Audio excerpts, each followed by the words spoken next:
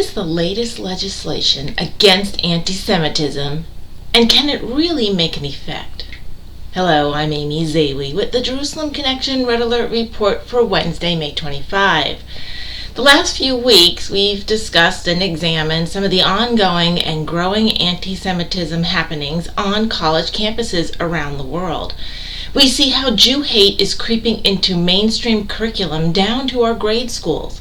We must continue to be aware of this so we can combat it the best way we can within our own spheres of influence. I do have a bit of good news this week, and I hope the result of it will trickle down into the university systems as well as into greater society.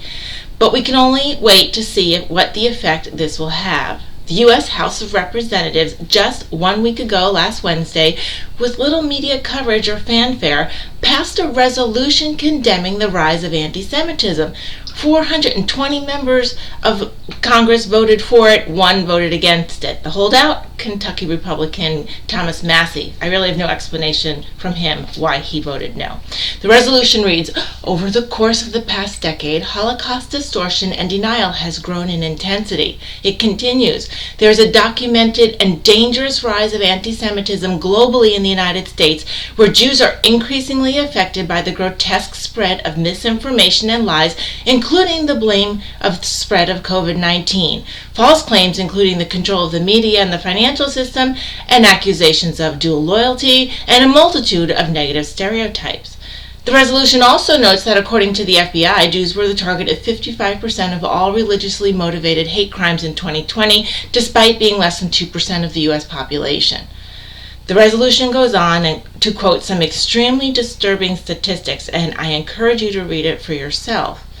A 2020 survey of all 50 states in the United States on Holocaust knowledge among millennials and Gen Z found a clear lack of awareness of key historical facts. It goes on to say that 63% of the respondents did not know that 6 million Jews were murdered during the Holocaust, and 36% thought that 2 million or fewer Jews were actually killed. This resolution goes on to call out elected officials, faith leaders, and other leaders within our society to use their voice and position to call out and condemn anti-Semitism wherever it is found. It also says we must all call out any denials and distortions of the Holocaust and advocate for Holocaust education and education on anti-Semitism. The resolution also calls for stronger and more stringent measures against online anti-Semitism while still protecting free speech. You can find some particular suggestions on how to go about doing all this in the letter.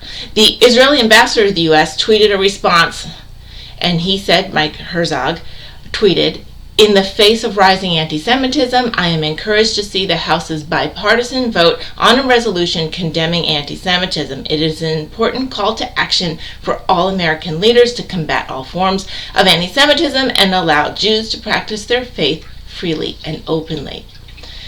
This is one of the first bipartisan moves we have seen in a very long time, and I really wish the mainstream press took more time to cover it. But I'm not sure the mainstream press is too interested in exposing a growing anti-Semitism problem.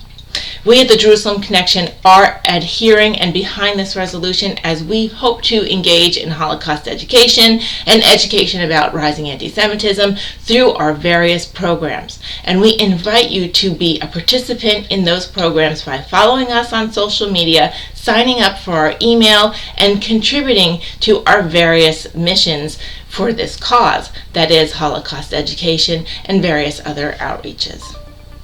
Shavua Tov, and have a great week.